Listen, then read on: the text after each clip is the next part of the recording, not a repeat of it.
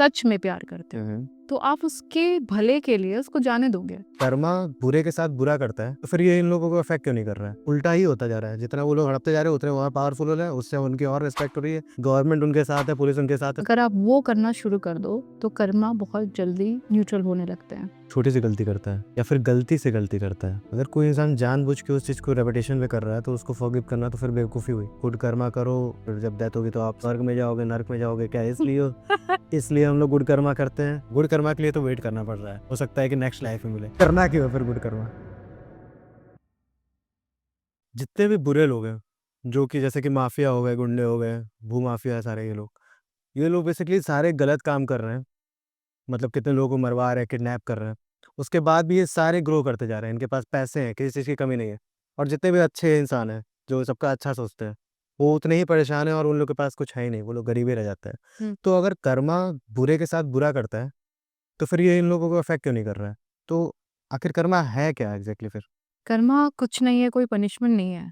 कर्मा एक एनर्जी है, जो एनर्जी हम यूनिवर्स में भेजते हैं वही वाइब्रेशन हमारे पास वापस आती है। फॉर एग्जाम्पल, अगर आप एक मिरर लेकर अपना रिफ्लेक्शन देखते हो मिरर में, तो आप ही का रिफ्लेक्शन दिखता है ना, ऐश्वर्या राय तो नहीं दिख जाएगी उसमें।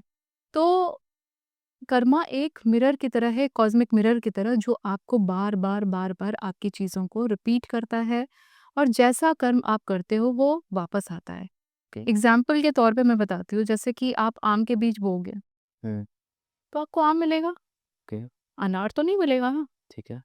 कि ऐसा करेंगे कि नहीं हम आम बो देते हैं और फिर हमें अनार खाने को मिल जाए, ऐसा तो नहीं है। और ये भी एक चीज़ आप नोटिस करना, पेड़ जब भी आप लगाते हो, आम लगाओगे, एक बीज बोओगे, कितने आम मिलेंगे आपको?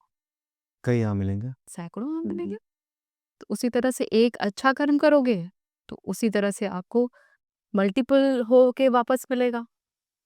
समझ आ रही है बात? तो क्वेश्चन ही है कि अगर मान लीजिए कोई एक इंसान है हम्म। जो कि किसी का बुरा नहीं चाहता है, वो किसी का भी बुरा आज तक किया भी नहीं है, वो सबके लिए अच्छा सोचता है कि नहीं इसके साथ भी अच्छा हो, इसके साथ भी अच्छा हो। उसके बाद भी वो सारी बीमारियाँ उसके पास है, सारी गरीबी उसके पास है। और फिर एक जो गैंगस्टर्स जितने भी सारे होते हैं, वो ऐसा तो होता नहीं कि वो समाज सेवा के लिए निकले हैं। वो किसी को अपने पावर के थ्रू सारे उसके पैसे, सारे उसके हर एक चीज़ वही उनके दिमाग में रहता है हर समय। फिर उनके पास वो सारा, मतलब उनके साथ बुरा क्यों नहीं हो रहा है फिर? अगर कर्मा के एक रिफ्लेक्शन है, तो आप जैसा सोचते हो फिर वो आपके साथ होना चाहिए। जैसे अगर वो सोचते हैं कि हम दूसरों की प्रॉपर्टी हड़प लें, तो उनकी प्रॉपर्टी हड़प ली जानी चाहिए, वो गरीब होने चाहिए अगर कर्मा के अकॉर्डिंग। लेकिन ये उल्टा ही होता जा रहा है। जितना वो लोग हड़पते जा रहे हैं उतने वो और पावरफुल हो रहे हैं, उससे उनकी और रिस्पेक्ट हो रही है, गवर्नमेंट उनके साथ है, पुलिस उनके साथ है, सब कोई उनके साथ है। और जिससे छीनी जा रही है उसकी आवाज़ को दबा दिया जाता है क्योंकि वो वीक है, कमज़ोर है। तो फिर यहाँ पे कर्मा किस तरीके से मतलब अफेक्ट हुआ? हम लोग की आदत होती है कि सिर्फ इस लाइफ टाइम को हम प्रॉपरली देख रहे हैं। ठीक है, इसको इस तरीके से समझो कि एक ट्रेन की जर्नी है, उसमें एक स्टेशन है। तो ये जो लाइफ हम जी रहे हैं वो एक स्टेशन है और इसके पहले बहुत सारे स्टेशन आ चुके हैं। उस स्टेशन पे हमने क्या किया था हमें नहीं मालूम है। हो सकता है हम भी उस वो गैंगस्टर रहे हो सकता है हमने किसी का बुरा किया, हो सकता है हमने किसी को मारा हो सकता है हमने लूटपाट की हो। तो वो सारी चीज़ें लिखी होती हैं जो हमने किया है पास्ट में। वो ऐसा नहीं कि इसी लाइफ टाइम से हमारे पास वापस आता है, वो पिछले जन्म से कई जन्मों के कर्म हमें भोगने ही पड़ते हैं। और ये जो गैंगस्टर्स की बात कर रहे हो, कर्मा तुरंत नहीं आता है कि आपने अभी बुरा किया और तो अभी आपके साथ बुरा हो गया। वो बाद में आएगा। जिन्होंने बुरा किया है उनके साथ भी बुरा होगा और जो अच्छा कर रहे हैं उनको उसका बेनिफिट मिलेगा। हो सकता है इमीडिएट मिले, हो सकता है कुछ जन्मों के बाद मिले। लेकिन ये एक बैलेंस की तरह, जैसे बैंक बैलेंस आप क्रिएट करते हो, पैसे जमा करते हो, तो बेसिकली आपके गुड कर्मा आपका बैंक बैलेंस है, जो कि आप मरने के बाद लेकर जाओगे साथ में। वो हमेशा आपके साथ रहता है। तो अगर कोई इंसान अगर किसी का बुरा नहीं किया और अगर उसके साथ बुरा होता है, इसका मतलब कि वो पूरे पिछले जन्म में किसी के साथ वो सेम चीज़ किया होगा, वो इसके साथ रिटर्न हो रही है। बिल्कुल। और जो गैंगस्टर्स हैं वो इनिशियली मतलब एट द एंड उनको भी ये चीज़ झेलना पड़ेगा हाँ, वापस हाँ, से। बिल्कुल झेलना पड़ेगा। आपने किसी के बारे में गलत अगर सोचा भी है, वो भी वापस आता है। और मल्टीप्लाई होके आता है। ओके। तो फिर कई लोग ऐसा होता है कि बार बार एक गलती करते हैं और फिर वो गलती फिर रिपीट करते हैं, उससे वो लोग सीखते हैं, ऐसा लगता है कि नहीं अब ये रिपीट नहीं होगी। हम्म, उसके बाद फिर वो रिपीट होती है और उसके बाद वो मल्टीपल तरीके से उनको अफेक्ट करती है। हम्म। क्या ये भी कर्मा से रिलेटेड कुछ होता है? अच्छा, आप पैटर्न की बात कर रहे पैटर्न की हो बात। कि लाइफ में पैटर्न कैसे हाँ। रिपीट होता है। तो ये भी एक कार्मिक पैटर्न है, ठीक है? कोई चीज़ पिछले जन्म से चली आ रही है या इस जन्म का भी कोई पैटर्न है। हर पैटर्न के पीछे एक लेसन होता है।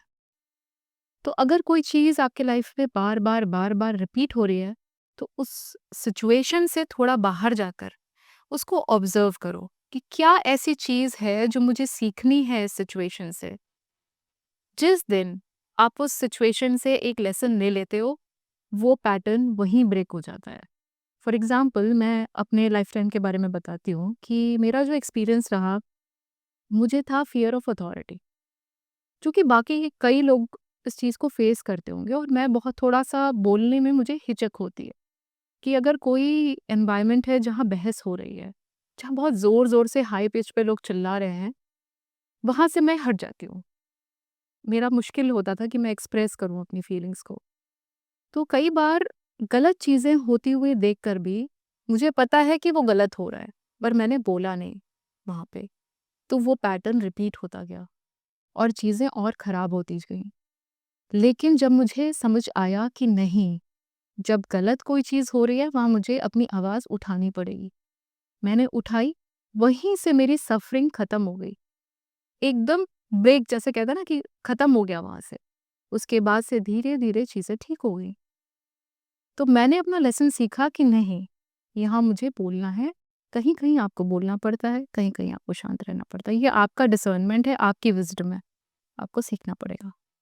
क्या हम अपने जैसे पास्ट कर्मा है, जैसे आप बता रही हैं कि हुँ। अगर कोई इंसान अच्छा है, वो पास्ट कर्मा उसके बेकार है, तो वो चीज़ उसके साथ हो रहा है, लेकिन वो इस टाइम पे उसको पता नहीं है कि एग्ज़ैक्टली वो किया क्या था। फिर भी वो उसको फेस कर रहा है और वो फेस करे जा रहा है, मतलब उसकी बचपन से अभी तक फेस कर रहा है वो एक हुँ, तरीके से। तो क्या उसको ब्रेक किया जा सकता है? बिल्कुल। तो उसका प्रोसेस क्या है फिर? सबसे हर चीज़ में अलग-अलग प्रोसेस है। जैसे कि मान लीजिए आपको रिलेशनशिप में प्रॉब्लम आ रही है, आपको प्यार नहीं मिलता, ठीक है? कहीं न कहीं आप डिप्राइव्ड हो। तो जिस चीज़ की कमी है आपके लाइफ में, वो चीज़ आप देना शुरू कर दो। आप लविंग हो जाओ, आप प्यार देने वाले बनो, आपको प्यार मिलना शुरू हो जाएगा। इसी तरह आपके लाइफ में अगर पैसे की कमी है, तो कोई कहेगा कि अरे मेरे पास पैसे हैं नहीं, तो मैं डोनेट कहाँ से करूँ? सही बात है। आप ₹10 तो होंगे आपके पास, बताइए? हुँ। ₹10 होंगे, ₹5 होंगे, ₹1 होंगे, आप शुरुआत तो करिए। नियत इम्पोर्टेंट है। अगर आपकी नियत साफ है, तो आप कर्मा को ब्रेक करेंगे, उस पैटर्न को ब्रेक करेंगे और अच्छे कर्मा को अट्रैक्ट करेंगे अपने लाइफ में। जैसे आप बोल रही हैं कि ₹10 डोनेट करो। आज के टाइम में अगर आप ₹5 किसी को देते हैं तो हो सकता है भिखारी आपको वापस दे दे। फिर वहाँ पे क्या होगा? नहीं, तो आप खुद सोचना पड़ेगा ना कि आप किसको दोगे? अगर किसको वो ज़रूरत है? अगर वो खुद ही एक भिखारी है, तो वो क्या कर्मा कर सकता है पैसे के लिए? वो गरीब है इसलिए वो भिखारी है। तो वो दूसरे बेशक किसी को दे दो, उससे कुछ सामान खरीद के दे दो। अगर एक भिखारी है, हाँ, उसकी दिन भर की जो भीख माँग के उसकी कमाई जो हुई है ₹50 हुई है हाँ। और फिर वो सोच रहा है कि अगर पैसा कमाना है तो उसको गुड कर्मा के लिए वो ₹10 किसी को दे दे। तो फिर नहीं, नहीं, वो नहीं, नहीं, कैसे फिर उसका वो उसका कर्मा डिफरेंट है, कैसे? उसका कर्मा डिफरेंट है। कैसे? वो पॉवर्टी कॉन्शियसनेस लेकर बैठा है। उसको आप कितने भी पैसे दे दोगे, वो गरीब ही बना रहेगा। जब तक उसको ये रियलाइज़ नहीं होगा कि मुझे इसको ब्रेक कैसे करना है। हर इंसान को आप नहीं बदल सकते, आपको खुद को बदलना है। ठीक है? पहले आप सब चीज़ें समझोगे, आप बदलोगे, तो आपकी सराउंडिंग में भी चेंज आएगा। हुँ, हुँ। पहले खुद पे फ़ोकस करिए। तो फिर आपने जैसे बताया रिलेशनशिप का, तो रिलेशनशिप का कर्मा से क्या कनेक्शन होता है? मतलब कई लोग ऐसे मतलब उन लोगों को धोखा मिलता है। मतलब वो सामने वाले के लिए बहुत अच्छा सोचते हैं, हर चीज़ अच्छे से करते हैं। कर्मा के हिसाब से तो उनको भी अच्छा मिलना चाहिए था, देखो। उनको भी ट्रस्ट मिलना चाहिए था। लेकिन उसके बाद भी उन लोगों को बिट्रेयल मिलता है हुँ। और फिर बिल्कुल अनएक्सपेक्टेड तरीके से बिट्रेयल मिलता है। तो उसके लिए आप क्या कहना चाहेंगे? रिलेशनशिप बहुत कॉम्प्लिकेटेड चीज़ है। इसको हम थोड़ा डिटेल में समझते हैं। ओके। कई सारी चीज़ें पास्ट लाइफ से कनेक्टेड हैं, कई सारी चीज़ें आपकी इस लाइफ से कनेक्टेड हैं, ठीक है? हो सकता है बिट्रेयल अगर हो रहा है तो हो सकता है आपने किसी को बिट्रे किया हो, कभी किसी लाइफ टाइम में या इस लाइफ टाइम में, हुँ, ठीक है? दूसरी चीज़, कई बार हम वाउज़ ले लेते हैं, प्रॉमिसेस करते हैं। प्यार में लोग कहते हैं ना अंधे हो गए। तो मैं तुम्हारे लिए फॉरएवर रहूँगा या रहूँगी, I will be always there, eternity तक रहूँगा। तो वो एटर्निटी तक एक चेन बन जाती है। फिर आपको हर लाइफ टाइम में जब तक आप उस दोनों के रिलेशनशिप को न्यूट्रल स्टेज पर नहीं लाते हो, न्यूट्रल स्टेज मतलब एक्सपेक्टेशंस नहीं रहती आपकी उससे कि ठीक है मैं प्यार दूंगी उसको, but I do not expect anything.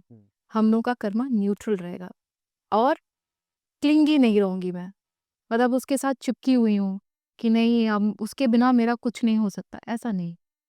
मतलब कि डिटैचमेंट के साथ अगर आप लव करोगे तो आप कई कई लाइफ टाइम तक बंधे नहीं रहोगे उससे। आप प्यार दो, सब कुछ है, लेकिन थोड़ा सा खुद में सेंटर्ड रहो। मतलब ये ना हो कि किसी के लाइफ में से चले जाने से आपकी लाइफ डिस्टर्ब हो जाए, बिल्कुल आप टूट जाओ। मतलब आपकी पूरी पूरी लाइफ उस पर्सन के ऊपर डिपेंडेंट है, ऐसा नहीं होना चाहिए। आपका अपना खुद का वजूद होना चाहिए। जब आप खुद कुछ हो, खुद को प्यार करोगे तो आप टूटोगे नहीं किसी के जाने से। तो अगर एक राधा कृष्ण जी की अगर एक एग्जांपल लेते हम्म हैं, कृष्ण जी चले गए थे, अपना एम्पायर एक तरीके से उनका था, वो संभाल रहे थे वो। तो राजा जो थी उनको एक तरीके से अपने आप को फोकस करना चाहिए था, लेकिन वो फिर भी कृष्ण जी की पूजा करती रही, तो क्या वहाँ पे गलत है फिर? कृष्ण की पूजा करती थी, हाँ, और फिर उन्हीं से राधा कनेक्टेड टूटी नहीं, टूटी नहीं। राधा टूटी नहीं। ना ना, उन आपके पॉइंट ऐसा होना चाहिए था कि जो राधा थी उन्हें अपने ऊपर फोकस करना चाहिए था और अपने लाइफ पे फोकस करना चाहिए था, ना कि सिर्फ उनकी पूजा करके पूरी लाइफ बिगाड़ देनी चाहिए थी एक तरीके से। नहीं नहीं, मेरा कहने का मतलब ये नहीं है। तब क्या था? कृष्ण कौन है? कृष्ण भगवान है। भगवान है, हम्म, ठीक है। भगवान कौन है? भगवान विष्णु के अवतार हैं वो। विष्णु के अवतार, हाँ, ठीक है। आप कौन है? इंसान। इंसान। हाँ, इंसान कौन है? इंसान एक जानवर है एक तरीके से। एक जानवर नहीं है। इंसान एक सोल है, एक आत्मा है, हाँ, ठीक है। इस शरीर के ऊपर हम एक आत्मा है, हम सब भगवान से कनेक्टेड है, ठीक है। और अगर हम खुद से प्यार करते हैं मतलब हम भगवान से प्यार करते हैं। उस एसेंस को समझिए। उन्होंने कृष्ण से प्यार किया मतलब वो खुद से प्यार करती थी, उस भगवान से वो कनेक्टेड थी हमेशा हमेशा के लिए। और अगर आप किसी को प्यार करते हो, सच में प्यार करते हो, तो आप उसके भले के लिए उसको जाने दोगे। आप प्यार उससे तब भी करोगे लेकिन आप उसकी ग्रोथ में ही आपका असली प्यार है। आप उसको देखोगे कि वो ग्रो कर रहा है, बढ़ रहा है आगे, तो आप खुश रहोगे और आप खुद की भी ग्रोथ करोगे साथ में। लेकिन आप उसकी ग्रोथ से खुश रहोगे, ना कि उसको बोलोगे कि नहीं तुम मेरे पास ही रहो और मैं तुम्हें ग्रो नहीं करने दूंगी, तुम मुझे छोड़ के मत जाओ। ये चीज़ें जो है ना ये बांधती हैं, ये सच्चा प्यार नहीं है। तो क्या फिर ये एक अथॉरिटी मतलब हाँ, चाहते हैं, या फिर अथॉरिटी ये फिर प्यार नहीं है आपके अकॉर्डिंग? नहीं। ओके।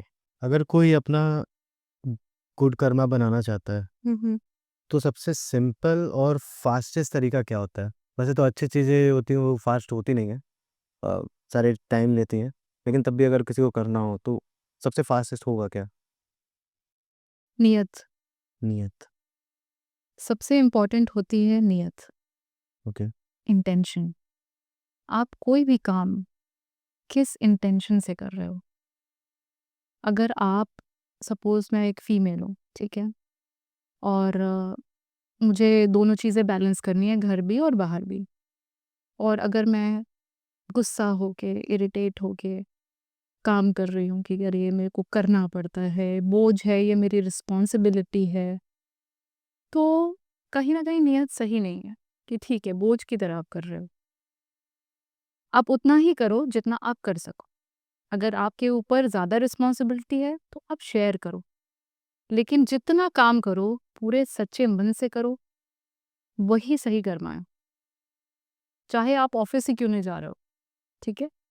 ऑफिस में आप जितनी देर काम करो, आजकल होता क्या है, काम भी कर रहे हो, सोशल मीडिया भी देख रहे हो साथ में, फ़ोन पे बात भी कर रहे हो, we say we are multitaskers, but that is not multitasking. आप जब काम करो तो पूरी तरह से फ़ोकस होकर अपना काम करो और सही नीयत से। नीयत क्या? ये नीयत नहीं कि नहीं मुझे सिर्फ़ पैसे ही कमाने हैं। मेरे काम से किसी का क्या भला हो सकता है, वो काम करो। हर काम से कुछ न कुछ किसी का न किसी का भला होता ही होता है। तो इंटेंशन बहुत इम्पोर्टेंट है। एक और चीज़ जो आपको कर्मा से फ्री कर सकती है, स्पेशली रिलेशनशिप वाले जो कर्म होते हैं, या किसी रिलेशनशिप ऐसा नहीं सिर्फ मेल फीमेल का रिलेशनशिप नहीं होता, बहुत सारे रिलेशंस होते हैं, फ्रेंड्स हैं, फैमिली है, मदर हैं, फादर हैं, रिलेटिव्स हैं। तो बहुत ईज़ी तरीका है फॉरगिवनेस। अगर आप वो करना शुरू कर दो तो कर्मा बहुत जल्दी न्यूट्रल होने लगते हैं। मेरे ख्याल से आपके दिमाग में कुछ क्वेश्चन चल रहा है इससे रिलेटेड। मतलब फॉरगिवनेस भी एक लेवल तक होती है। मतलब अगर कोई इंसान अगर छोटी सी गलती करता है या फिर गलती से गलती करता है, ये अगर अगर कोई इंसान जानबूझ के उस चीज़ को रेपिटेशन में कर रहा है तो उसको फॉरगिव करना तो फिर बेवकूफ़ी हुई कि आप देख रहे हो कि हाँ वो इंसान वो चीज़ कर रहा है, आपने एक बार फॉरगिव किया, उसका फ़ायदा उठा के वो दोबारा तिबारा चौबारा पचौरा कर रहा है वो, फिर तो आप एक तरीके से बेवकूफ़ी कर रहे हैं अपने साथ, उसको इग्नोर करके इसको फॉरगिव करके। आपको कुछ एक्शन लेना चाहिए उसके ऊपर। फॉरगिवनेस का मतलब आप क्या समझते हो? फॉरगिवनेस का मतलब कि आप अगर कोई गलती कर रहा है तो उसके ऊपर आप कुछ रिएक्ट ना करें और उसको भूल जाएँ, कि उससे कुछ हेट ना रखें अपनी तरफ से। तो एक तरीके से ये फॉरगिवनेस हुई आपकी। सही तरीका है, ये तो सही ऑप्शन है। लेकिन अब इसी फॉरगिवनेस का अगर कोई फ़ायदा उठा रहा है तो फिर उसके लिए क्या करना चाहिए? फ़ायदा उठा रहा है तो गलत है ना कहीं न कहीं। तो आप अपनी तरफ से क्या कर सकते हैं? आप तो सही हैं, आप सिंपल फॉरगिव कर तरीका है देखिए, फॉरगिवनेस का मतलब ये नहीं है कि अगर किसी ने आपका बुरा किया और उसके अगेंस्ट आपको कोई एक्शन लेना है, तो आपने एक्शन नहीं लिया। बिल्कुल मतलब नहीं है ये। आपको एक्शन लेना होगा। तो फिर यहाँ लेकिन फॉरगिवनेस कैसे है? बाहर से मान लीजिए कोई अथॉरिटेटिव एक्शन लेना है। अब मैं ये नहीं कह रही हूँ कि जाके उसको मार दो, वो नहीं करने को कह रही हूँ मैं। लेकिन इंटरनली आपको उसको फॉरगिव करना पड़ेगा। आपको ये महसूस करना पड़ेगा कि वो एक सोल है, वो एक आत्मा है जिसके साथ आपका एक कर्म बंधन है। जब तक एक बहुत इंटरेस्टिंग बात मैं बताती हूँ कि जिसको आप फॉरगिव नहीं करते हो, सपोज़ किसी से आपकी दुश्मनी हो गई, हुँ। ठीक? रिलेटिव्स के साथ बहुत रहता है ना, बहुत सारी चीज़ें होती हैं। कोई एक रिलेटिव होता है जिससे आपका एंटी रहेगा। वो आपकी बुराई करेगा, आप उसकी बुराई करोगे, व्हाटएवर। तो आप जब भी मिलोगे उसको हेट से देखोगे, गुस्से से देखोगे, फिर आपका स्ट्रेस लेवल बढ़ेगा, एंग्ज़ायटी बढ़ेगी।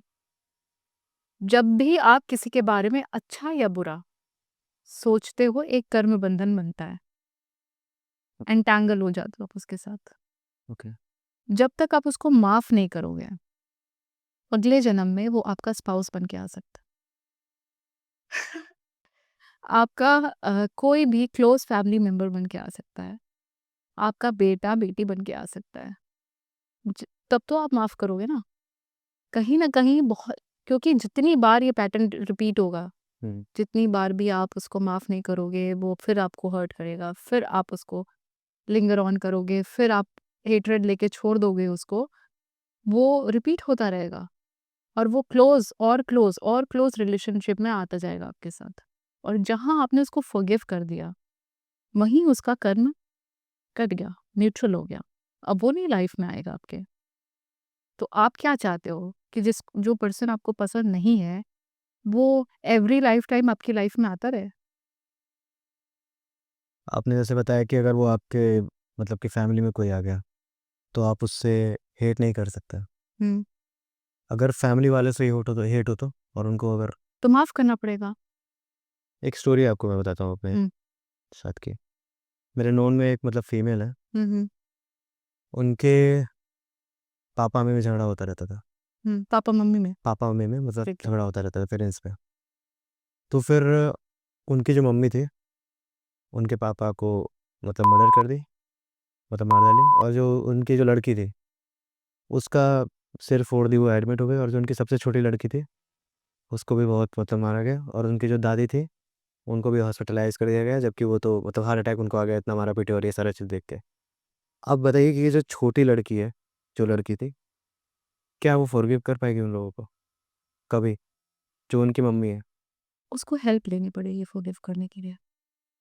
बट अगर वो नहीं करेगी तो आप सोचो कि उस छोटी बच्ची पे इतना सारा ट्रॉमा हुआ है, ठीक है? इतनी सारी चीज़ें उसने अपनी आँखों के सामने देखी, तो आगे चलकर उसको हर चीज़ में फ़ियर नहीं होगा।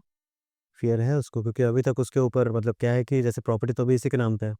तो अभी तक कभी-कभार उसके रास्ते में अटैक हो जाता है, कभी कुछ हो जाता है, पता नहीं चलता है कहाँ से हुआ, तो तो क्यों कैसे इसको क्यों वो फॉरगिव किया जा अटैक हो रहा है? इसीलिए क्योंकि वो उसने एक अपने अंदर एक बहुत स्ट्रॉन्ग फ़ियर डेवलप कर लिया। और वो जब तक वो आपको यूनिवर्स भेजता रहेगा सिग्नल्स, जब तक आपके अंदर करेज डेवलप नहीं हो जाता उस चीज़ के अगेंस्ट, तब तक वो फ़ियर को फ़ेस करना पड़ेगा उसे। जिस दिन वो करेजियस हो जाएगी और उसको फ़ेस करने लगेगी और इंटरनली देखिए फॉरगिव करने का मतलब ये नहीं होता कि आप उस इंसिडेंट को भूल जाओ, उस मेमोरी क्योंकि आप मेमोरी नहीं हटा सकते हुँ, और उसका आप कहीं न कहीं थोड़ा बहुत पेन रह भी जाता है, ठीक है? लेकिन आप जब और ये एक लॉन्ग प्रोसेस है, फॉरगिवनेस एक दिन में नहीं होती। बहुत दिन लगता है इसको इस चीज़ को रिलीज़ करने में। धीरे-धीरे, धीरे-धीरे जब आप करते हो, तब कहीं जाकर आप उस सिचुएशन से बाहर निकलते हो और हील कर पाते हो। और इन सब चीज़ों के लिए ही हीलिंग सर्विसेज़ हैं। इनर चाइल्ड हीलिंग आपने सुना होगा। हुँ, उसमें बच्चों के जो जो इस तरह के बच्चे हैं जिन्होंने जो भी बचपन में ट्रॉमा झेला है या हम सब ने कहीं न कहीं कोई न कोई ट्रॉमा हमारे लाइफ में बचपन में रहता ही है। तो उस वजह से कोई न कोई पैटर्न हमारे लाइफ से चल रहा है, तो उसके लिए हमें प्रोफ़ेशनल हेल्प ज़रूर लेनी चाहिए। मेनली फॉरगिव जो करना है अगर दूसरे को, तो वो खुद के लिए करना है फॉरगिव। हुँ। उसको दूसरे के लिए मतलब दूसरे को रियलिटी में फॉरगिव करने के लिए नहीं करना है कि उसको फॉरगिव करके फिर एक तरीके से उस चीज़ को रिपीट करने का। आप उस पे एक्शन लो, लेकिन अपने अंदर एक हेट वाली थॉट मत रखो। हुँ, ओवरऑल इसका यही कंक्लूज़न हुँ, निकला। हुँ, आप ये कहना चाह रहे थे? हुँ। ओके। तो फिर कर्मा का जो अल्टीमेट पर्पस होता है वो क्या होता है? मतलब गुड कर्मा करो, फिर जब डेथ होगी तो आप स्वर्ग में जाओगे, नर्क में जाओगे, क्या इसलिए हम लोग गुड कर्मा करते हैं? या फिर गुड कर्मा इसलिए करते हैं ताकि वो चीज़ इसी लाइफ में हमें रिटर्न में मिल जाए, इसलिए हम लोग गुड कर्मा करते हैं? मतलब करना क्यों है गुड कर्मा? बैड कर्मा से अगर ज़्यादा प्रॉफिट हो रहा है इनिशियली, हुँ। अगर आपको मतलब तुरंत से मिल रहा है, मतलब आप किसी का मर्डर करके छिनौती कर रहे हो, तो आपको तुरंत ऐसे मिल जा रहा है। गुड कर्मा के लिए तो वेट करना पड़ रहा है। हो सकता है कि नेक्स्ट लाइफ में मिले। तो अब करना क्यों है फिर गुड कर्मा? देखिए बहुत इमीडिएट ग्रैटिफिकेशन तो एक चीज़ होती है जिसके पीछे लोग भाग रहे हैं, बट वही सबसे ज़्यादा डेंजरस चीज़ है, हुँ, बहुत डेंजरस है वो। आप लोग मतलब बैंक में पैसे इकट्ठे कर रहे हैं, भाग रहे हैं, रोज़-रोज़ काम पे जा रहे हैं, शेयर्स में इन्वेस्ट कर रहे हैं, इसमें इन्वेस्ट कर रहे हैं। आप मुझे बताओ, एक रियलिटी चेक मैं आपको देती हूँ, ठीक हुँ, है? हुँ। बुरा मत मानिएगा, हाँ, हाँ, ठीक। अगर आज आपकी डेथ हो जाती है, हाँ, हाँ। तो वो जो आपने इन्वेस्टमेंट किए हैं शेयर मार्केट में, वो आप लेकर जाओ? नहीं, कोई नहीं लेके जाएगा। क्या लेकर जाओगे आप? लोग आएँगे, 2 दिन रोएँगे, फिर भूल जाएँगे आपको। हुँ, हुँ। हो सकता है कि तेरे पे थोड़ी की बुराई भी कर दें। तो क्या लेकर जाओगे आप बताओ, क्या लेकर जाओ? कुछ भी नहीं, कोई ज़्यादा से ज़्यादा 10 साल तक कोई मतलब हो सकता है दिमाग में रखे, उसके बाद फिर तो आदमी भूल जाता है कि कोई ऐसा कुछ एग्ज़िस्ट करता था। बिल्कुल। तो हम अपने लिए जीते हैं, सही बताऊँ तो। अपने लिए आते हैं, अपने लिए जीते हैं और अपने लिए मरते भी हैं। सोल का एक ही पर्पस होता है, क्या? जहाँ से वो आई है उसे वहीं जाना है वापस, ठीक है? एक यूनिवर्सल सोर्स ऑफ एनर्जी आप उसको गॉड बोलो, यूनिवर्स बोलो, कुछ भी बोलो, हम वहाँ से आए हैं, ठीक है? क्योंकि हम ऊपर से आए हैं तो हम एक डिवाइन का पार्ट हैं और इवोल्यूशन नेचुरल प्रोसेस है। हम सब इवॉल्व होने के लिए आए हैं। हर एक सोल इवोल्यूशन के प्रोसेस में चल रही है। तो उसमें कुछ नई सोल्स हैं, कुछ ओल्ड सोल्स हैं, हुँ, ठीक है? मतलब कुछ बच्चे हैं और कुछ बूढ़े हैं। फिज़िकली नहीं बोल रही हूँ मैं, सोल के पर्पस से बोल रही हूँ। तो हम जो भी अच्छे कर्म करते हैं, हमारा बैंक बैलेंस वही है ठीक है। और जो हम बुरे कर्म करते हैं, वो हमारा नेगेटिव बैलेंस है। वो हमारी डेट है, लोन है समझ लो। वो हमको पे करना है। अगर हमने, और सब सेम फॉर्म में आता है, अगर हमने मेंटली किसी को क्रिटिसाइज किया है, गॉसिप किया है किसी के बारे में, तो वो हमारे पास वापस आएगा। और सबसे खराब कर्मा होता है गॉसिपिंग, सबसे खराब, क्योंकि ये कहीं ना कहीं जिसके बारे में गॉसिप हो रही है उसकी एनर्जी डाउन करता है, उसकी प्रोग्रेस को रोकता है। ये मैं एक एग्जाम्पल बता रही थी। तो हर सोल का एक ही पर्पस है, इवॉल्व करना। सो आप आइए, आप सीखिए जितना इवॉल्व सीख, का मतलब क्या हुआ एग्जैक्टली? मतलब कि आपने जब जन्म लिया, आप जब पैदा हुए, जिस अवेयरनेस के लेवल पे आप थे, आपकी सोल जितनी अवेयर थी, अपने आप से खुद जितना कनेक्टेड थी, उससे ज़्यादा सीख कर और कनेक्टेड होकर आप बाहर निकलो। मतलब कि इसको इस तरीके से समझ सकते हैं कि जैसे आप कोई काम कर रहे हो, आप डिस्ट्रैक्टेड हो, ये भी कर रहे हो, वो भी कर रहे हो, वो भी कर रहे हो। लेकिन जब आप कोई काम करते हो, जैसे आप किसी से बात कर रहे हो और पूरी तरह से उसकी बातें सुन रहे हो, जैसे अभी हम लोग कर रहे हैं, दिस इज अवेयरनेस। जब आप हर एक काम को अवेयरनेस के साथ करते हो और सीखने के लिए रेडी होते हो, तो आपकी सोल इवॉल्व करती है, ग्रो करती है। तो अगली लाइफ टाइम में आपको फिर से एबीसीडी से नहीं स्टार्ट करना पड़ेगा। सोल लेसन की बात कर रही हूँ मैं। जैसे आपने सीख लिया, फॉर एग्जाम्पल, अच्छा आपको नहीं समझ में आ रहा है, मैं बताती हूँ कि मैं अपने एग्जाम्पल से बताती हूँ कि मुझे एक फियर था, फियर ऑफ स्पीकिंग। लोग मतलब खुल के बोल नहीं पाती थी मैं, ठीक है, इंट्रोवर्ट ज़्यादातर थी, लोगों को होता हाँ, है इंट्रोवर्ट लोग, थी। हाँ।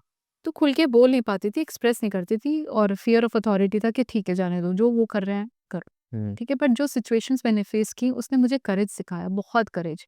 और जब तक मैंने नहीं सीखा, बहुत सारी सिचुएशंस आई जिसमें मुझे करेज डेवलप करनी पड़ी। मैं नहीं नहीं चाहते हुए भी उन सिचुएशंस को मैंने फेस किया और बहुत करेज डेवलप हुई।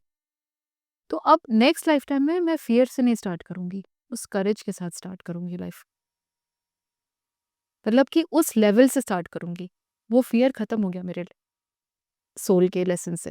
अब दूसरा लेसन सीखूंगी मैं, जो लेसन उस लाइफ टाइम का होगा उससे उसको सीखूंगी। कभी कभार ऐसा होता है कि कुछ लोग जो अच्छे कर्म करते आ रहे हैं, हम्म, उन लोगों का जो अच्छे कर्म का रिटर्न है, हम्म, वो उनको या तो जल्दी नहीं, या तो कभी नहीं मिलता है, ऐसा कुछ। क्योंकि वो लोग काफ़ी अच्छे कर्म कर रहे हैं, लेकिन उनको उस हिसाब से मिला नहीं। वो लोग झेलते ही रह जाते हैं। और जो बुरे कर्म वाले होते हैं, जैसे कि अगर आप गैंगस्टर्स का फिर से एग्जांपल हम लोग ले लेते हैं, तो वो तो भाई बुरा कर्म कर रहे हैं, उनको इंस्टेंटली अच्छा कर्म का मिल भी जा रहा है, उनको भाई उनसे प्रॉफिट आ रहा है, पैसे मिल रहे हैं। और लेकिन उनका जो बुरा जो कर्म कर रहे हैं, उसका जो रिटर्न हो रहा है, उसको आने में बहुत टाइम लग जाता है, या हो सकता है कि वो कभी वो आए ही ना वापस। तो ऐसा क्यों होता है? ये सब कुछ सोल की अवेयरनेस पे डिपेंड करता है कि आप कितना अवेयर हो अपनी सराउंडिंग से, खुद से, एनर्जी से। और सिर्फ एनर्जी से ही नहीं, सपोज कि कुछ लोग हैं जो स्पिरिचुअल नहीं हैं, हुँ, अपना काम पूरी शिद्दत से कर रहे हैं, अच्छे से कर रहे हैं, पूरा डेडिकेट होके अपनी गृहस्थ आश्रम को निभा रहे हैं, अपनी ऑफिस का काम कर रहे हैं, घर देख रहे हैं। तो लेकिन that means they are aware of people around them. हुँ, तो उनकी जो चीज़ें हैं सही, उनको जो गुड कर्मा है उनको वापस मिल रहा है, ठीक है। सिर्फ अवेयरनेस पे डिपेंड करता है ये। और कुछ लोग हैं जो बहुत गलत काम कर रहे हैं, वो इमीडिएट ग्रेटिफिकेशन, जैसा मैंने बताया था, उसके लिए वर्क कर रहे हैं। तो सब कुछ तो वापस आना ही है ना? अगर आपने कुछ भी कर्म किया है, वो आपके पास वापस आएगा ही आएगा। सब कुछ डिपेंड करता है आपकी अवेयरनेस पे, कि आप कितना अवेयर हो कोई काम कर रहे हो उसको लेकर। फॉर एग्ज़ाम्पल, आजकल लोग मैनिफेस्टेशन पे बहुत वर्क कर रहे हैं, मैनिफेस्ट करने आजकल ट्रेंड्स में चल रहा है ट्रेंड मैनिफेस्टेशन। है, हाँ। तो कुछ लोग बहुत जल्दी मैनिफेस्ट कर लेते हैं, टेक्निक्स होती हैं।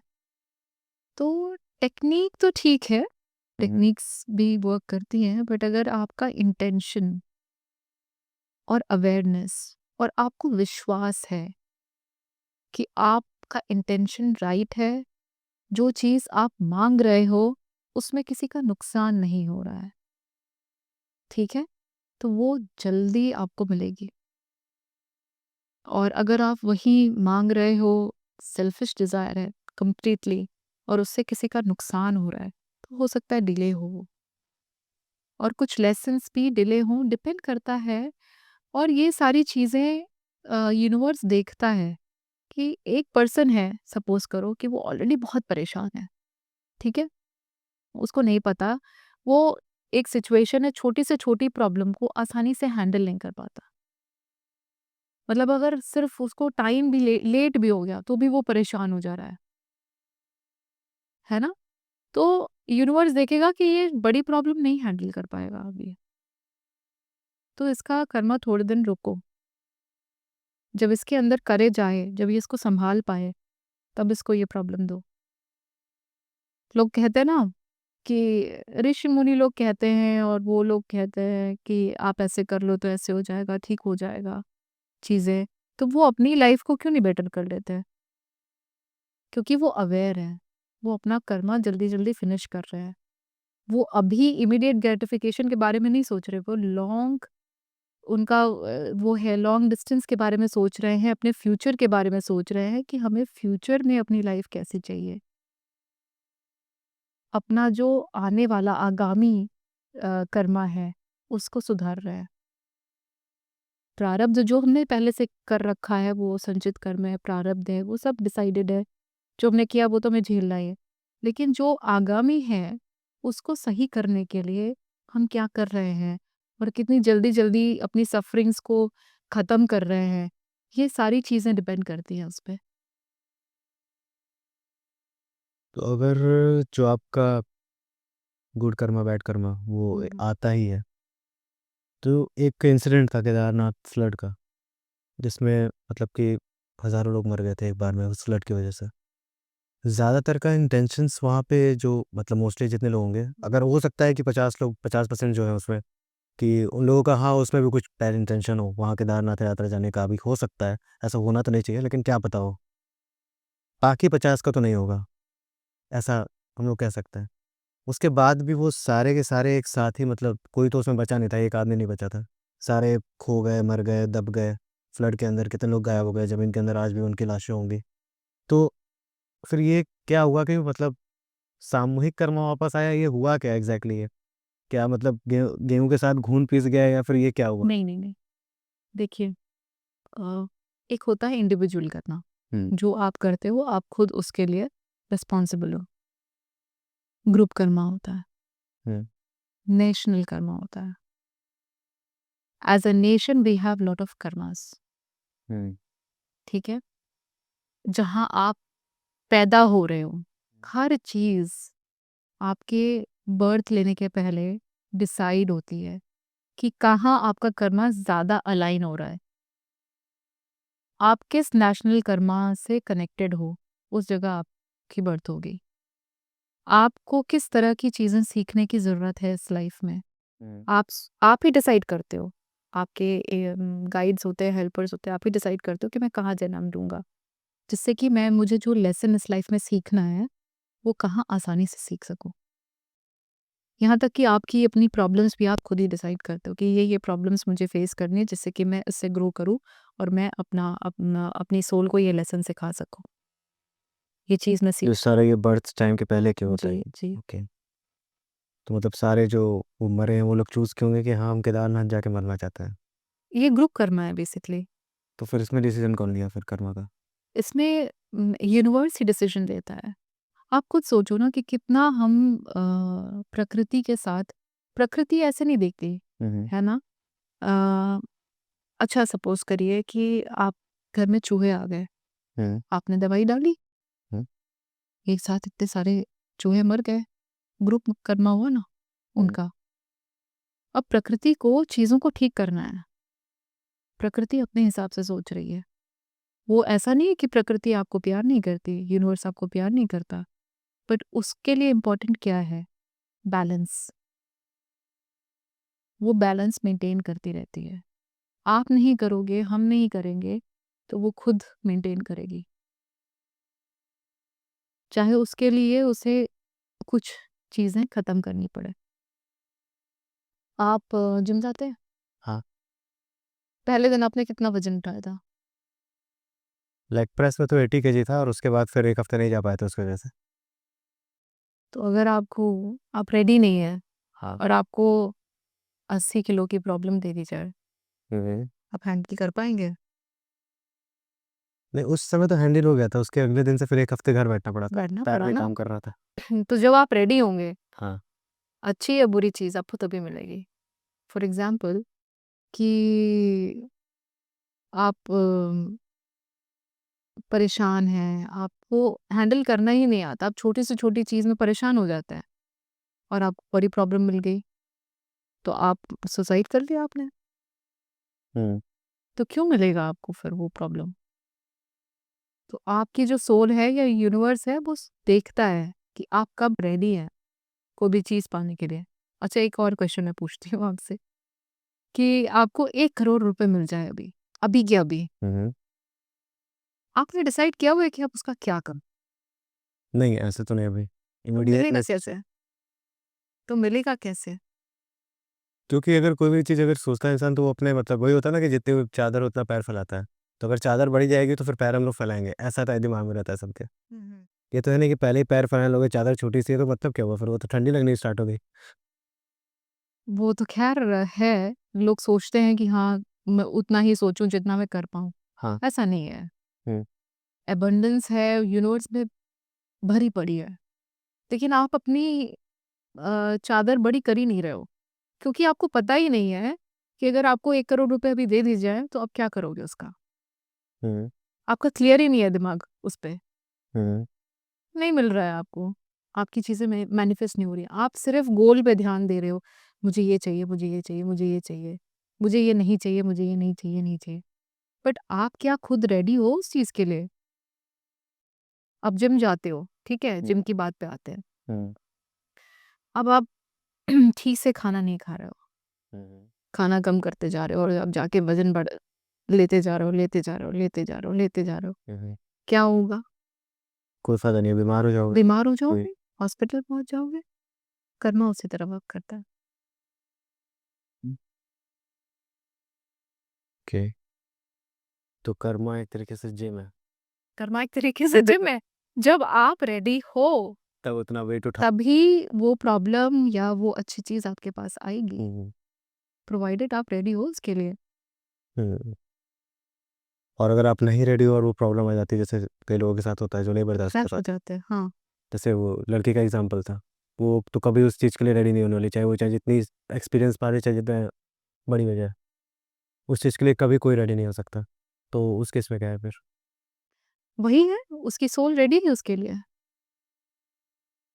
कुछ चीजें आकस्मिक भी होती है, हर चीज कर्मा से रिलेटेड नहीं है। हम्म। कुछ चीजें ऐसे भी होती हैं, कुछ और नेगेटिव एनर्जीज होती हैं, कुछ चीजें होती हैं, एक साथ होता है और आपको लग रहा है कि वो बच्ची है ना, बट उसकी सोल हो सकता है बहुत ओल्ड हो और उसने डिसाइड किया हो कि ठीक है, बचपन में ही मुझे ये खत्म कर लेना है, अपना करना। कुछ बच्चे होते हैं जो पैदा होते ही मर जाते हैं 24 घंटे में, हम्म। उनका उतने दिन का कर्मा बाकी रहता है, वो कर लेते हैं, निपटा लेते हैं उसको। आप देखते हो कि सड़क पे जब चलते होगे तो कुछ आप बहुत ही गरीब और कुछ ऐसे लोगों को देखते होगे जो बोझ उठा रहे हैं और वो एकदम परेशान है, हैरान है, परेशान है। तो आपको लगता होगा कि वो इवॉल्व सोल नहीं है, ऐसा नहीं है। आपको नहीं पता कि कौन सी सोल इवॉल्व है, कौन सी नहीं है। हो सकता है उनको उतने दिन का कर्मा काटना हो, तो उन्होंने सोचा कि ठीक है, मैं इतनी सफरिंग इतने दिन ले लूंगा, ज़्यादा सफरिंग ले लूंगा तो जल्दी मैं ग्रो करूंगा। ये सारा सोल डिसाइड करती है। तो जो भी इस समय अगर कोई सफ़र कर रहा है, तो वो पहले से चूज़ कर चुका है कि हाँ, मुझे इतना सफ़र करना है, और उतनी मोस्ट सफरिंग उसको मिल रही है most of the time. Most of the time, not always, most of the time. तो ये जो एक्सेप्शन है वो कहाँ पे आ रहा है फिर?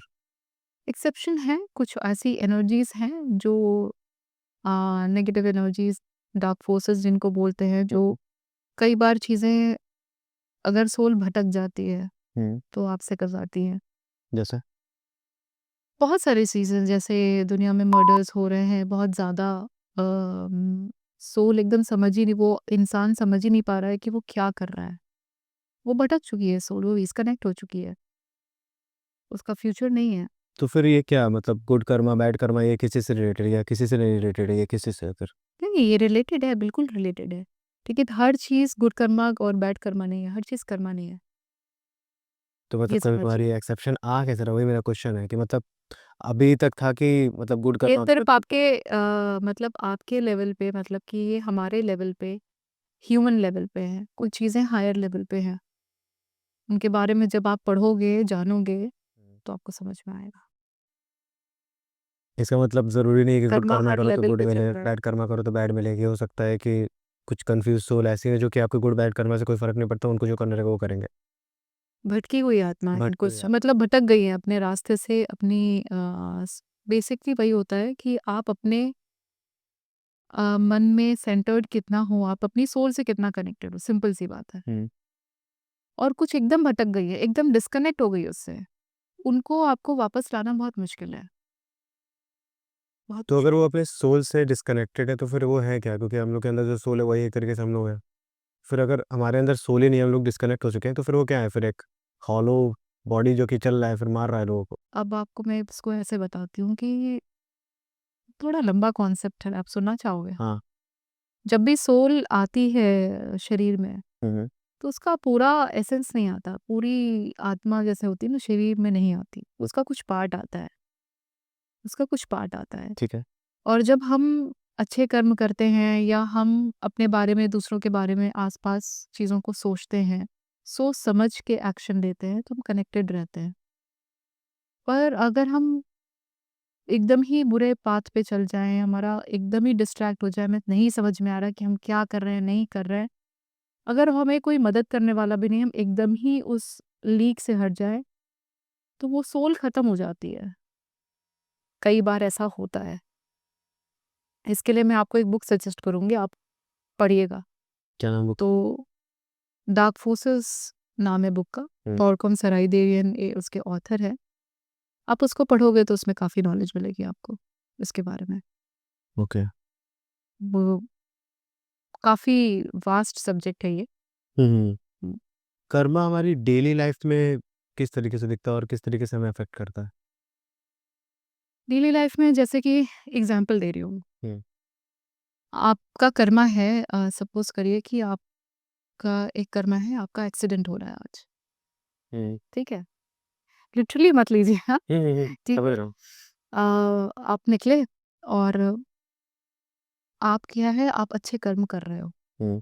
आप अच्छे कर्म कर रहे हो, तो उससे क्या होता है, वो जो कर्मा आपने किया होगा और वो जो कर्म आपको भोगना था, वो हल्का हो जाता है। हुँ। मतलब जैसे कि कुशन की तरह इफ़ेक्ट होता है, कि ठीक है, प्रॉब्लम तो आपको जो कर्मा आपने किया है वो आपको भोगना है, लेकिन उसकी इंटेंसिटी कम हो गई। मतलब कि आपका एक्सीडेंट होना था मगर आप घर में ही चल रहे हो और आप भिड़ गए। हुँ। आपके पैर में चोट लगी। चोट लग गई, उससे टेबल से चोट लग गई, इससे लग गई, खत्म हो गया। छोटा तो था? जब आप गुड कर्मा करते रहते हो और अपनी और अवेयरनेस आपके अंदर रहती है हुँ। चीज़ों को लेकर, आपका इंटेंशन सही रहता है, तो इस तरीके से आपकी जो सफ़रिंग है, वो रिड्यूस हो जाती है। हुँ। तो अगर मान लीजिए कि हम अपना कर्मा जो है, बैड कर्मा जो कि पिछली लाइफ़ से आ रहा है, उसको हम लोग एक्सेप्ट ही नहीं करते हैं, उसको रिजेक्ट करते हैं, उससे भागते हैं, हुँ, हुँ। तो उस केस में क्या होता है फिर? उस केस में उस तरीके का पैटर्न जब तक आप लेसन नहीं सीखोगे रिपीट होता जाएगा और आपकी सफ़रिंग बढ़ती जाएगी, हुँ। बढ़ती ही जाएगी। अ, जैसे कि मैं अपने बारे में बताऊँगी फिर से वही करेज की बात।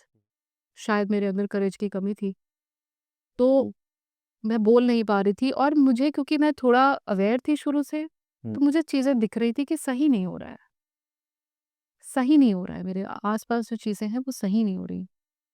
एक-एक करके कभी चैलेंज कोर्ट की तरफ से, कभी कहीं से, कभी बिजली विभाग, तो बहुत कितनी-कितनी जगह मैं नहीं गई, उसको हुँ। फेस करने के लिए। मतलब मैं ऐसी थी कि मैं अपनी मम्मी के पास से हटती नहीं थी। जहाँ जाना होता था मुझे मेरे पेरेंट्स ले जाते थे, जबकि मेरी सिस्टर काफ़ी करेजियस है। लेकिन मुझे फेस करना पड़ा क्योंकि मेरे अंदर उस चीज़ की कमी थी। तो यूनिवर्स ने मुझे ऐसा ऐसी सिचुएशंस में डाला कि मुझे जाना ही पड़ा। पुलिस स्टेशन में भी जाके मुझे बात करनी पड़ी, मुझे बिजली विभाग में भी जाके बात करनी पड़ी, और ऐसी-ऐसी जगह पे मुझे अकेले जाना पड़ा जहाँ मैं कभी सोच भी नहीं सकती थी कि मैं जा सकती हूँ। क्योंकि मैं बहुत डरती थी अकेले जाने में। और अकेले मैंने ट्रैवल किया, अकेले मुझे रहना पड़ा, अकेले पढ़ाई की। ये सारी चीज़ें क्यों हुई? क्योंकि मुझे सीखना था, और जब मैंने सीख लिया तो वो लेसन खत्म हो गया। ठीक है। तो क्या हम जैसे किसी का कर्मा है, मान मान लीजिए हम देख रहे हैं सामने वाला एक है जो कि बहुत ही ज़्यादा झेल रहा है कोई चीज़, सफ़रिंग है। तो फिर हम उसके कर्मा को कभी क्लियर कर सकते हैं? क्योंकि वो नहीं कर पा रहा है और वो झेलता ही जा रहा है, उसकी सफ़रिंग बढ़ती जा रही है। हुँ, हुँ। क्या ऐसा पॉसिबल है कि हम उसके कर्मा को हम उसे ख़त्म कर सकें? देखिए, हम किसी का कर्मा नहीं ख़त्म कर सकते, हुँ। ठीक है? अ, लेकिन ऐसा नहीं है कि ऐसा नहीं होता है। स्पेशली अपने इंडिया में जो बहुत पहुँचे हुए ऋषि-मुनि थे, संत महात्मा थे, मैं उसपे एग्ज़ाम्पल बताऊँगी, लाहिड़ी महाशय जी थे। एक बार उनके हाथ में बहुत बड़ा फोड़ा हो गया था। ये योगानंद जी की ऑटोबायोग्राफी में लिखा हुआ है। हुँ, तो सबने बोला कि, और वो अपनी इच्छा शक्ति से चीज़ें ठीक कर लेते थे, अपनी हेल्थ ठीक कर लेते थे, कुछ भी ठीक कर सकते थे। हुँ, तो उनसे उनके एक शिष्य ने पूछा कि आप इसको ठीक क्यों नहीं कर रहे? आप क्यों इसको बढ़ने दे रहे हैं? तो उन्होंने बोला, ये मेरे किसी शिष्य का कर्म है जो मैंने अपने शरीर पे ले लिया। तो हम लोग अभी उतने इवॉल्व नहीं हुए हैं कि हुँ, हम किसी और का कर्मा अपने ऊपर ले लें। लेकिन हम उनकी सफ़रिंग को कम कर सकते हैं। कैसे कम कर सकते हैं? अगर हमें समझ में आ रहा है, हुँ, अगर हमें समझ में आ रहा है कि क्या चीज़ उसको अपने अंदर बदलने की ज़रूरत है, हुँ, तो या तो हम उसकी काउंसलिंग करें, उसे समझाएँ। और प्रेयर में बहुत शक्ति होती है। प्रार्थना में इतनी शक्ति है कि अगर हम प्रार्थना करें सच्चे मन से, कुछ भी ऐसा कुछ नहीं है कि एक सिस्टम दे दीजिए, आप मुझे लिख कर दे दीजिए, इस तरीके से मैं प्रार्थना करूँ, इस तरीके से। अगर आप सच्चे मन से, सही इंटेंशन से उसके लिए रोज़ प्रे करते हो, तो उसकी सफ़रिंग कम हो जाएगी। कर्मा तो उसे झेलना पड़ेगा, पर हो सकता है उसकी इंटेंसिटी कम हो जाए। जी। हीलर्स हैं, जो चारों तरफ रोज़ बैठ के मेडिटेट कर रहे हैं, लोगों को ब्लेस कर रहे हैं, वो इसमें अच्छा रोल निभा रहे हैं। वो कहीं न कहीं कोशिश कर रहे हैं कि जो सफ़रिंग्स हैं, हुँ, हुँ। वो थोड़ी रिड्यूस हो जाए। क्या किसी का जो बैड कर्मा होता है, वो पूरी तरीके से ख़त्म हो पाता है या फिर एक मतलब 90% 80% ख़त्म होता है, फिर वो अगली लाइफ़ में जाता है लेके क्या मतलब ऐसा होता क्या है? डिपेंड करता है वो किस तरीके से उसको उसने झेला है। अगर मतलब उसने मतलब कि सपोज़ करिए रिलेशनशिप करना है, अगर उसने पूरी तरह से माफ़ कर दिया तो वो ब्रेक हो गया। हुँ, ऐसा नहीं है कि वो दोनों फिर दोबारा नहीं मिलेंगे, पर अवेयरनेस रहेगी दोनों के बीच की। मतलब वो जो डिटैचमेंट वाली चीज़ मैंने बताई थी, वो रहेगी। कर्मा नहीं रहेगा, न्यूट्रल हो जाएगा कर्मा उनके बीच का। और हमें यही करना है। हुँ। गीता में कहा है अकाम अकाम कर्म। अकाम कर्म मतलब मतलब कि आपको ये सोच समझ के, मतलब हर कर्म फल की इच्छा के बिना आपको करना चाहिए। हुँ, तो अगर आपको न्यूट्रल करना है, पर अभी हम उस शायद बहुत से लोग हम लोग उस लेवल पे नहीं पहुँच पाए हैं। तो अभी आप कोशिश करिए गुड कर्मा करने की, और फिर उस पे आगे बढ़ के कुछ सालों बाद जब आप रेगुलरली, कभी अभी डेलिबरेटली करिए। हुँ, क्या होता है, लोग कहते हैं कि इंटेंशन नहीं आ रहा तो हम ना दें, पैसे ना दें। हुँ, अगर आपको पैसे चाहिए तो आप देना शुरू कर दीजिए। धीरे-धीरे क्या होगा, आपको उसमें मज़ा आने लगेगा। जब आप किसी दूसरे के चेहरे पे स्माइल देखोगे कि वो आपकी वज़ह से आई, आपने उसके लाइफ़ में कुछ चेंज, आपकी वज़ह से उसके लाइफ़ में कुछ चेंज आया, तो जो आपको हैप्पीनेस मिलती है ना, वो बियॉन्ड एक्सप्लेनेशन है। वो रहती है, वो आपको रियल जॉय देती है। तो जब आप उसका उसमें आपको मज़ा आने लगता है, तो आप करने लगते हो दूसरों के लिए। आप पूरे प्योर इंटेंशन से लोगों की हेल्प करो। हुँ। शुरू-शुरू में हो सकता है आप डेलिबरेटली कर रहे हो कि नहीं, मुझे करना है, मुझे करना है, क्योंकि मुझे गुड कर्मा बनाना है इसलिए करना है। पर धीरे-धीरे वो आपकी आदत बन जाएगी। जब वो आपकी आदत बन जाएगी, आपको अच्छा लगने लगेगा। तो गुड कर्मा नेचुरली आप बनाओगे, ऐसा नहीं कि आपको सोच समझ के गुड कर्मा करना पड़ा क्या। इतना सोचने की ज़रूरत नहीं है, कर्मा के बारे में आपको इतना सोचने की ज़रूरत ही नहीं है। आप सिर्फ़ अपना इंटेंशन सही रखो, गुड कर्मा अपने आप बन जाएगा। तो हमारे व्यूअर्स के लिए आपके पास कोई एक ऐसा मैसेज हो जो कि आप कहना चाहती हैं लास्ट में?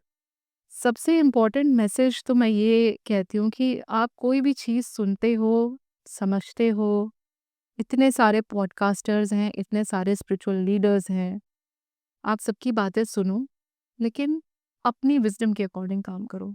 मैं भी जो बोल रही हूँ, ज़रूरी नहीं है कि हर बात सही हो। वो मेरी समझ के हिसाब से सही है। आपकी समझ के हिसाब से हो सकता है कोई और बात सही हो। आपके लिए हो सकता है कुछ और चीज़ें अप्लाई हो, क्योंकि आपकी सोल जर्नी अलग है, मेरी सोल जर्नी अलग है। तो दिमाग खोल के रखो। और कर्मा, गुड कर्मा कैसे क्रिएट करना है, सबसे इम्पोर्टेंट है फॉरगिव करो, इंटेंशन को साफ रखो और सोच में भी किसी के बारे में बुरा मत सोचो। ना बोलो, ना सोचो, ना बुरा करो। गांधी जी के जो 3 बंदर थे बुरा ना, ना सोचो, बुरा। हाँ, हाँ, हाँ। वो एक्चुअली कर सिखाते हैं। हुँ। और अगर हमारे व्यूअर्स में से किसी को अगर नहीं क्लियर है और वो चाहते हैं कि आपसे एक काउंसलिंग सेशन या फिर आपसे कुछ अपने डाउट्स क्लियर कर पाएँ, तो उसके लिए आपको हम कैसे रीच आउट कर सकते हैं? आप हमारे इंस्टा आईडी के थ्रू डीएम करके आप कनेक्ट कर सकते हैं। आप हमारी वेबसाइट पे कनेक्ट कर सकते हो ओके। और हमारा फ़ोन नंबर भी दिया हुआ है, तो ओह! उस पे भी ये कनेक्ट। सारी चीज़ें हमारे डिस्क्रिप्शन में होंगी, आप वहाँ से इन्हें कॉन्टैक्ट कर सकते हैं। Thank you doctor Jyoti for joining us. Thank you for